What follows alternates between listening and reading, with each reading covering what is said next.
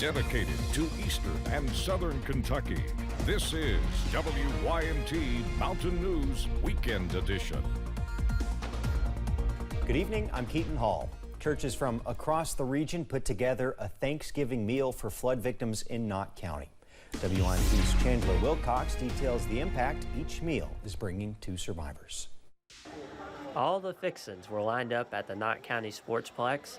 From turkey to pie, each calorie was made from churches around the region.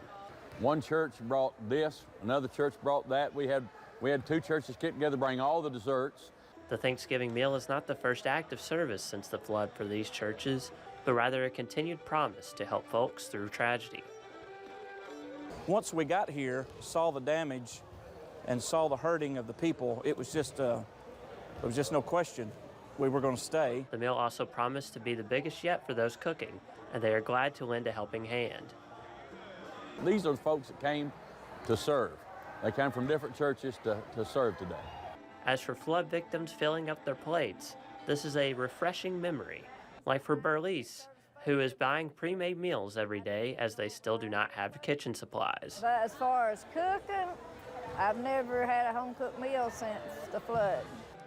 Hundreds of meals were not only eaten at the Sportsplex, but also taken to victims that could not make it, symbolizing the season of giving. In Knott County, Chandler Wilcox, WYMT Mountain News. The churches are also planning a Christmas meal for flood survivors next month. Well, no injuries were reported after a car slammed into a business in Whitley County and caught fire. Officials said a car crashed into the Rockholds pit stop along Kentucky Highway 26. The accident happened earlier today. Fire was then reported, but it's unknown what caused the blaze. Whitley County Dispatch confirmed there was one person inside the car, but they were uninjured.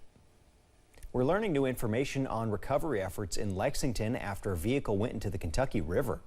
Officials say the body of a missing woman was found earlier this afternoon. The victim has been identified as 17-year-old Macy Gracie Wyan. Officials say a car went off the road and into the river near Proud Mary's Barbecue just after 9:40 p.m. last night. When crews arrived on the scene, they found two men on the embankment under the bridge. They were both taken to hospitals with non-life-threatening injuries, but the one woman remained missing.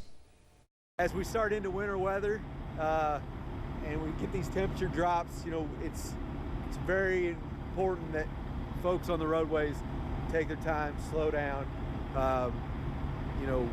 We got a lot of curvy roads here in Kentucky. Things can happen, and it's very important that you take your time, arrive safely. Kentucky State Police has now taken over this investigation. Charges have now been filed after a shot was fired shortly after a student got off a school bus in Morgan County. The incident happened Thursday evening. Officials say a student has been taken into custody and charged with theft of a firearm, possession of a handgun by a minor, and disorderly conduct. Morgan County Sheriff's officials say there's not evidence at this time that the firearm was shot in a direction that could have placed anyone in danger. Well, the weather is much cooler as we go into the weekend. We had 60s and 70s earlier this week, and now people are struggling to make it out of the 30s this evening. Here's a live picture over at UVA Wise looking at a cloudy sky. Current temperature just above freezing at 34 degrees over in Wise. Temperatures in the 30s for all of us this evening. 34 in Somerset, 37 in Manchester, and 36 this evening in Pikeville. Up on satellite and radar looking at a cloudy sky, but the showers we had earlier are now off to the east. However, we could see a few more snow flurries overnight tonight. It's not going to be a big deal, but some of us may see a few flurries overnight and early into Sunday. Temperatures falling into the upper 20s as we wake up on Sunday. I have that full forecast coming up in just a little bit. Keaton. We're looking for those flurries, Cameron. Thank you.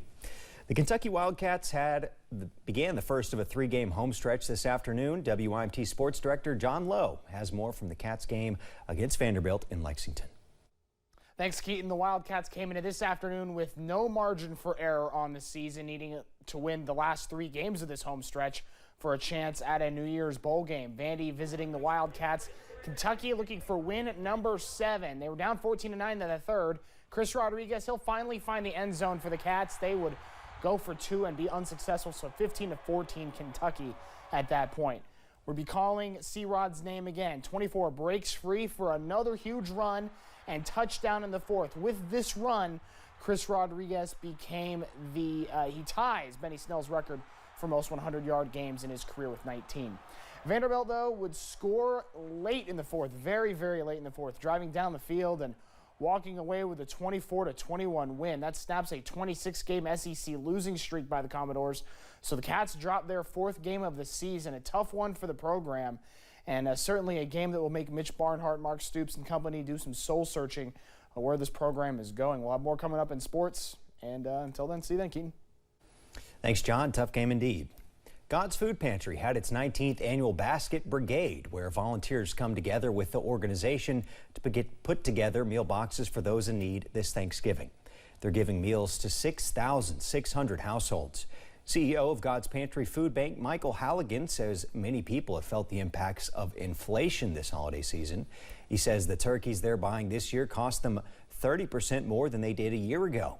They're spending almost $150,000 on those turkeys alone this year. He says it's nearly a 10-month process to get where they need to be to provide for thousands of families. But with the help of the community, they're able to help so many families.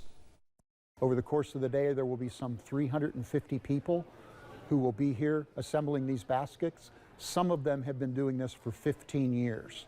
So the generosity and the support of the community is what makes it work. And we never worry about our ability to get the job done because we know we've got this wonderful support here to help us. Some volunteers tell us the reason they came out each year is because they want to make a difference. They say especially this year with the rising costs, they want to help as many people as possible. Nonprofits in Pike County are seeing a decrease in donations while also seeing an increase in folks in need. WYMT's Jordan Mullins has more from one nonprofit in Pikeville whose Blessing Buggies are encouraging folks to give what they can. As cooler temps come to the mountains, some folks are in more need than ever before. As the weather gets colder, I've seen an increase in the number of people, walking the streets, stopping by, looking for something to eat, looking for a place to stay warm. And it truly is heartbreaking to know that there is such a need in our community. But with the cost of living on the rise, it makes it harder for working class families to help out.